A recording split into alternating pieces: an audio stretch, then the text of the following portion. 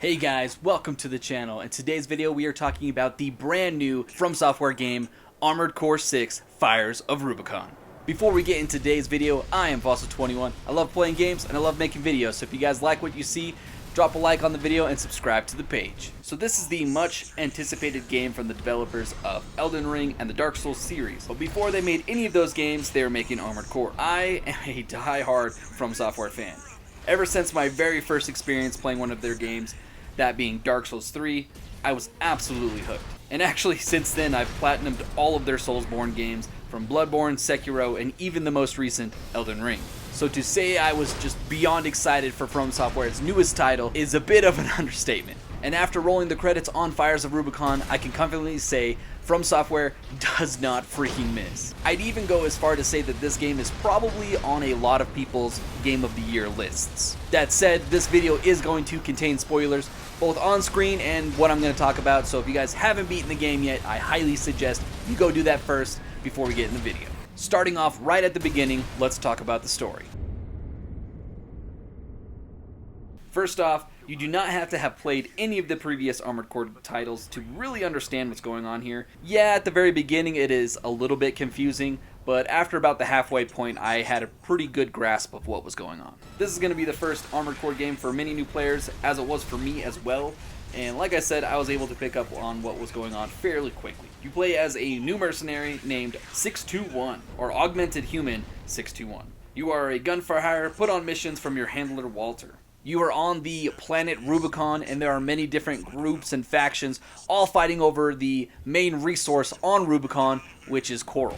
And being part of a mercenary or a gun for hire, several different points throughout the story you kind of interact with all of these different groups and factions at various points within the story.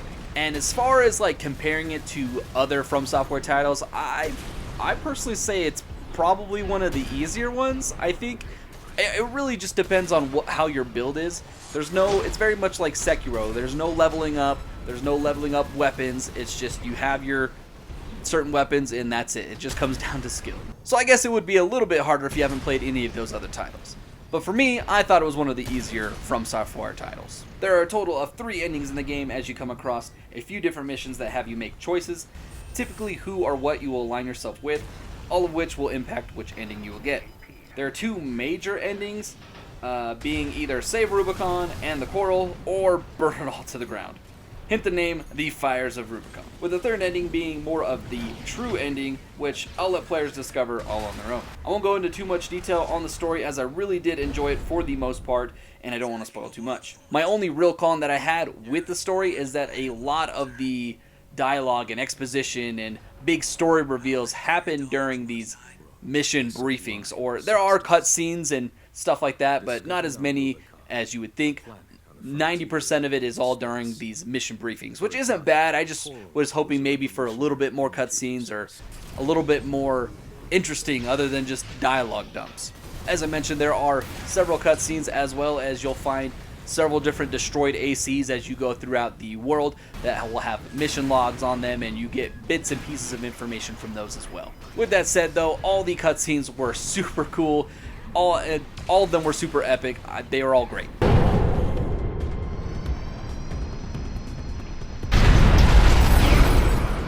I've said this many times before, but gameplay is king, and From Software never fails to deliver. The combat here is extremely fun. Arming your giant mech to the teeth with firepower and taking it out to unleash hell is extremely addicting. And despite it being a From Software title, I really didn't feel like it was really that Soulsborne-y, if that makes sense, or Souls-like really at all. And honestly, it kind of actually reminded me more of something akin to like Titanfall 2 opposed to say like Elden Ring. That said, a lot of the DNA from those games like Elden Ring and Dark Souls are still present here even within Armored Core. Examples of that is that they still have very awesome and intricate level design, as well as super epic boss battles. And as I mentioned earlier, I personally thought that this was one of the easier From Software titles out of the many that they've made, as only really like 4 to 5 actual bosses out of the 50 plus bosses really gave me any trouble. And most of the enemies you come across as you're going throughout your missions are really easy to take down. Almost none of them gave me any challenge. It was really just going from point A to point B, fighting that boss or fighting that mini boss that really gave you any trouble at all. Most of the standard enemies, unlike Elden Ring or Bloodborne or any of those Soulsborne titles, really didn't give you any trouble. Your armored cores are totally customizable. You could choose many different weapons to be equipped in each hand as well as your shoulders. You could also change out your head, arms, and chest, as well as your legs, which is the most important as it determines what kind of mech you'll have, how much firepower you can hold, and how fast you're able to move. For example, being a tank gives you more health as well as more equipment load, allowing you to hold much heavier and more powerful weapons, but you move much slower. On the flip side, you could be a reverse joint, lightweight mech, which makes you way more agile, making it very hard for enemies to hit you, but you hold less firepower. And not every enemy or boss can be taken down with the same mech build. As I got a build fairly early on that I was fairly comfortable with, I took down a couple bosses with it, and then I hit that hard stop where the build that I had just was not viable against the boss that I was facing. And that boss took full advantage of all of my weaknesses, and I died more times than I care to admit. The great thing here is that the game totally encourages you to swap builds, as a lot of the weapons and mech parts, you could sell them for the exact same price that you purchased them at. So if a certain build wasn't working for you, you could sell all those weapons, sell all those mech parts, and use that money to buy different mech parts or different weapons. My personal favorites though were the dual Zimmerman shotguns with the pole bunker and the songbird on one of the shoulders. That build carried me through a ton of the game. You can also totally customize the paint job as well on your armored core, as well as the weapons. I messed around and made some pretty cool ACs myself. Personally, I really liked my Wally build, and I also made a pretty sweet Optimus Prime. My only con here with the combat is that I wasn't a big fan of the lock-on system, as when enemies moved really fast or whip right past you, you would have to relock again, and that was kind of a pain within itself. It wasn't like a huge issue, as all I'd have to do is just turn around and lock on again, but with combat being as crazy and fast as it was, it did make it slightly annoying. That aside, the combat here was absolutely fire. I had so much fun with it. It was so addicting to play. All the missions, for the most part, were really fun, and I had a blast from start to finish. And just like all of the previous From Software titles, the boss fights were absolutely amazing. Let's see how far they can fly. On borrowed wings. From Software knows how to do amazing boss fights, and Armored Core 6 is no exception. The boss fights here are just as crazy and epic. As I mentioned earlier, I do think when comparing bosses, Armored Core 6 has some of the easier bosses when fighting. That said, they do have a handful of skill check bosses.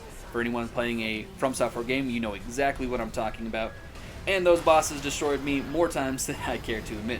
Some of those bosses include the Balteus fight, both the first one and, technically the second one. It's not really Balteus, I won't spoil anything there, but it's more or less the same fight, just the second time you fight that version of Balteus, it's a lot more crazy and epic.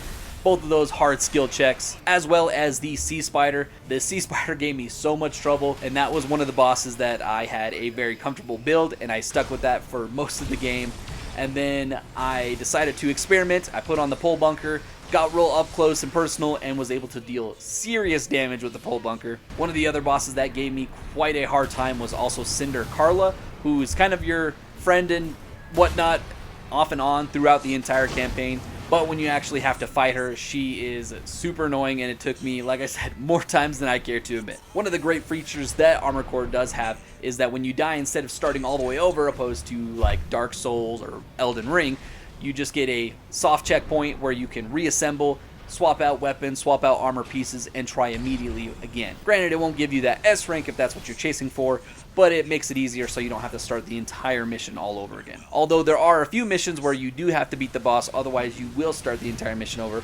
Most of them had very generous checkpoints, and you were able to get right back in the fight. But a lot of the main story bosses were all super fun, super epic. Among my favorites being Balteus, as I mentioned earlier. The Ice Worm. The Ice Worm was so freaking epic. Just the whole countdown, and when the laser flashes across the sky and hits the Ice Worm, freaking epic, was so good. As well as one of my other favorites was the Cell 240, I believe its name is. It was like an old Ibis looking mech from the previous generation, and it looked super awesome. Big cool fight, very flashy, very epic. As far as performance goes, the game was really smooth. It kept at a solid 60 frames throughout my playthrough. I played on the PlayStation 5, and I didn't have any glitches or bugs, and if there was, I personally did not notice them. The game ran buttery smooth the entire time from start to finish. It wasn't the best graphically, but as far as performance goes, it was absolutely great. I have to dispose of you. Armored Core 6 Fires of Rubicon is incredibly fun. From start to finish, I had a blast tearing down all these robots in my giant customizable mech. It was just, the combat was fast and fluid, super fun. I loved how crazy the customization options are. You could even unlock one of these parts where you can put like handguns on your shoulders, and like there's just a lot of variety here, a lot of build variety, and the gameplay as a whole was just very addicting. I had so much fun. And that is why I'm going to give Armored Core 6 Fires of Rubicon a 9 out of 10. The bosses were so fun and so epic to take down. There's so much grand scale, and I loved all the level designs. It's not just point A to point B, but it's also verticality. There's a lot of up and down to it. Like, all the levels were great, all the bosses were great, and as I said earlier, From Software does not miss. And I just can't wait to see what From Software does next with their next title. That's going to be it for the video, guys. If you have made it this far, you are freaking awesome. I appreciate all the support you guys show me. If you enjoyed the video, make sure to leave a like and subscribe to the channel if you haven't already, and I'll see you guys on the next video.